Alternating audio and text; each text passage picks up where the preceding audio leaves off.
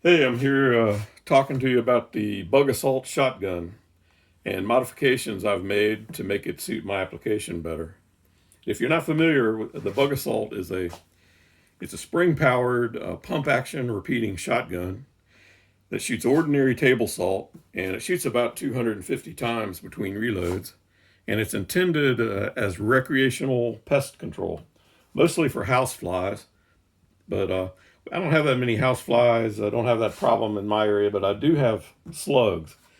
And since my dogs are attracted to the slug bait or the slug poison, I don't lay that out for them for the slugs. Instead, I found these are the bug assault are effective against the slugs. If you shoot a slug with this one shot with the salt, it'll die. But there is a problem though. These require two hands to operate, and the slugs I shoot are only out at night, so I need a light. So I've added a light to the muzzle. This zip tied on there, just stuff I had laying around. This one's an LED light, and it has a pretty good beam. It's pretty tight, and it has the wiring concealed under this urethane adhesive. There's a CR 123 battery here, and then there's wiring concealed here to this little pressure switch. It's a momentary click action switch, pretty handy and it's nice and round and pretty comfortable. You can see it's pretty strong salt.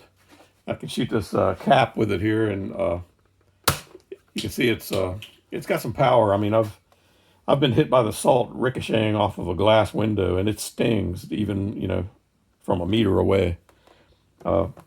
This one here, I've put a light on that one, just something I had laying around. These modifications aren't show quality, but I'm going to go ahead and show them to you anyway. This one's got some double-sided tape sticking a incandescent flashlight onto the side. It's two AA batteries in there. The wire is concealed under this gaffer's tape, runs along over to, now I switched over to urethane. I guess I had some left over. And the switch I used in this case was a square push button switch. Not as good as the round one. Not as comfortable. And you can see the beam is not very tight. It's okay at night. The lights in here are pretty bright, so and you can still see the beam at night. It's very effective. On this one here, I didn't add a light, but I did add a parachute cord zip tied to the muzzle to give it a convenient way to hang it up from a nail or a hook or something. The way you load these with the table salt here in this hatch, sometimes the humidity causes the salt to clump up, and sometimes you can just break it up like that, or worst case, you just dump it out and put new salt in there. And so the way, you cock it like that, and there's a safety here. You push forward, and then the trigger squeeze. These green and yellow ones, they're supposedly the outdoor version. It's slightly more powerful than this version. I haven't really noticed a whole lot of difference. They might sound a little different, but I haven't really noticed much difference in what they do to the insect. But they are very convenient for, killing like a fly that gets in your house, or in my case, slugs all around the outside. They crawl up onto the walls, leave the trails on the screens and all that stuff.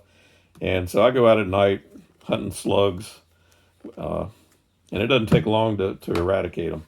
But I wish they made a CO2 version, or CO2 powered that you could use with one hand and maybe full auto. I've got so many slugs. Sometimes I wish I had the full auto version. But anyway, these are the non-show quality modifications I've made to these bug assaults, and just wanted to share them with you in case you had a similar need in your area.